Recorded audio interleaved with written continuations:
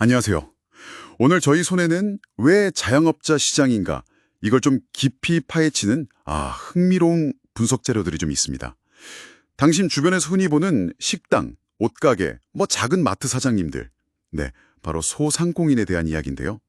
단순히 사업체를 넘어서 그분들이 겪는 현실적인 고민, 또 기회는 뭔지 함께 살펴보겠습니다. 네, 맞습니다. 이 자료들을 이렇게 쭉 보니까요. 우리가 그냥 생각하는 것 이상으로 기회도 있고 또 쉽게 놓칠 수 있는 그런 위험들도 보이더라고요. 당신께서 만약 이 분야에 관심이 좀 있으셨다면 이번 저희 분석이 좀 새로운 시각을 열어주지 않을까 싶습니다. 좋습니다. 그럼 먼저 이 분석의 핵심이죠. 소상공인. 이게 정확히 누구를 말하는 건지 그거부터 좀 명확히 하고 가죠. 네, 중요하죠. 자료에서는 어떻게 정의하고 있나요? 건설업 같은 일부 업종은 제외하고요.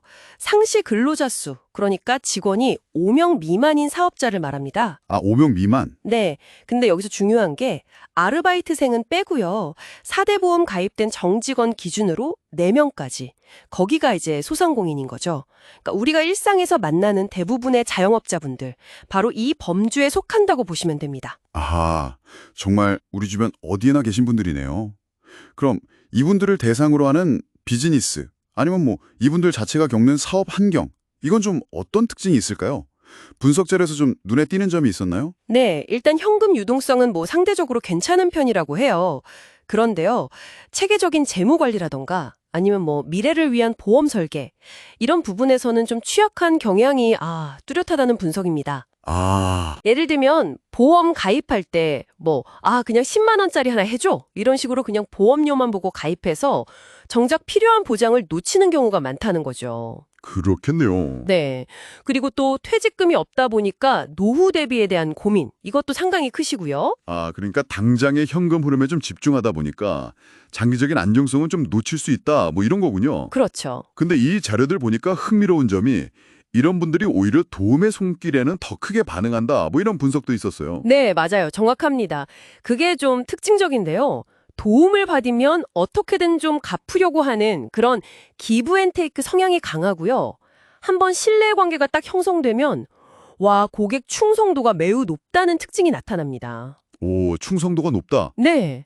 심지어 주변의 상인회나 이런 걸 통해서 적극적으로 소개를 막 이어주기도 하고요. 그러니까 이분들하고 관계를 맺는 핵심은 단순히 상품을 파는 게 아니라 그분들 사업에 실질적으로 도움이 되는 정보, 이걸 먼저 제공하면서 신뢰를 쌓는 데 있다는 거죠. 그렇군요. 신뢰가 핵심이네요. 그렇다면 이분들에게 정말 피가 되고 살이 되는 그런 정보는 어떤 것들이 있을까요?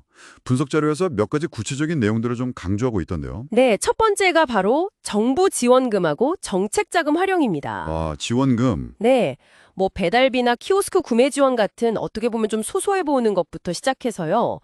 은행 대출하고는 비교도 안 될 만큼 낮은 금리, 보통 연 3, 4% 정도인데 특판 나오면 1, 2%대까지도 가능하거든요. 1, 2%요? 네, 이런 정책 자금이 정말 다양한데 문제는 사장님들이 너무 바쁘셔서 이런 정보를 잘 모르고 그냥 지나치는 경우가 대부분이라는 점입니다. 그러니까 정보 접근성, 이게 사업 성패에 큰 영향을 미칠 수도 있다는 거죠. 이야, 진짜 몰라서 놓치는 공짜 돈이나 다름없는 기회가 널려 있다는 거네요. 세금 관련해서도 좀 놀라운 내용이 있었죠. 이런 게 있었어? 싶은. 네, 맞아요. 바로 경정 청구라는 건데요. 정정 청구요? 네, 쉽게 말하면 세금 환급 신청이에요. 지난 5년 동안 혹시 세금을 더 냈다면 돌려받는 제도거든요. 근데 소상공인의 경우에 세금 감면 혜택 같은 걸 좀 놓치고 더 내는 경우가 꽤 많아서요. 이걸 통해서 상당한 금액을 돌려받는 사례도 있다는 분석입니다. 자료 예시 보니까 5년간 2,500만 원 환급받은 경우도 있더라고요.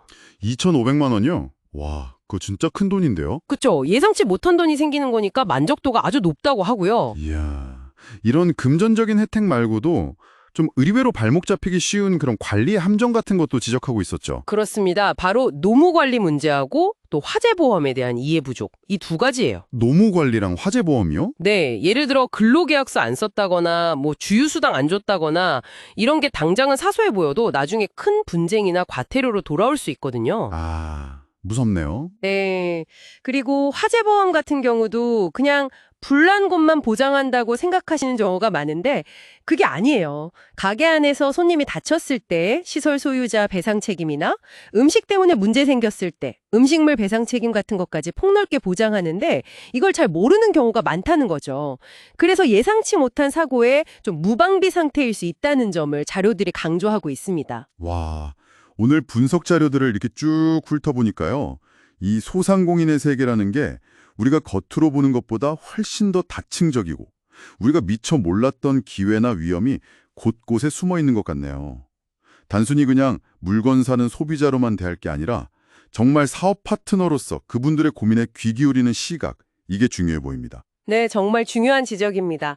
정책자금 활용법, 또 세금 환급 가능성, 노무 리스크 관리 방법, 필수보험 제대로 이해하는 거, 이런 정보들이야말로 관계를 만들고 또 실질적인 가치를 제공하는 핵심 열쇠가 될 수 있다는 걸 이번 자료 분석이 잘 보여주는 것 같습니다. 결국 신뢰를 바탕으로 한 정보 제공, 이게 중요하겠네요. 네. 자, 오늘 전유 분석은 여기까지입니다. 마지막으로 당신께 질문 하나 던지면서 마무리할까 하는데요. 당신이 매일 스쳐 지나가는 그 작은 가게들, 그 안에는 오늘 우리가 나눈 이야기 외에 또 어떤 가능성, 그리고 아직 발견되지 않은 필요들이 숨쉬고 있을까요? 다음에도 흥미로운 분석으로 찾아뵙겠습니다.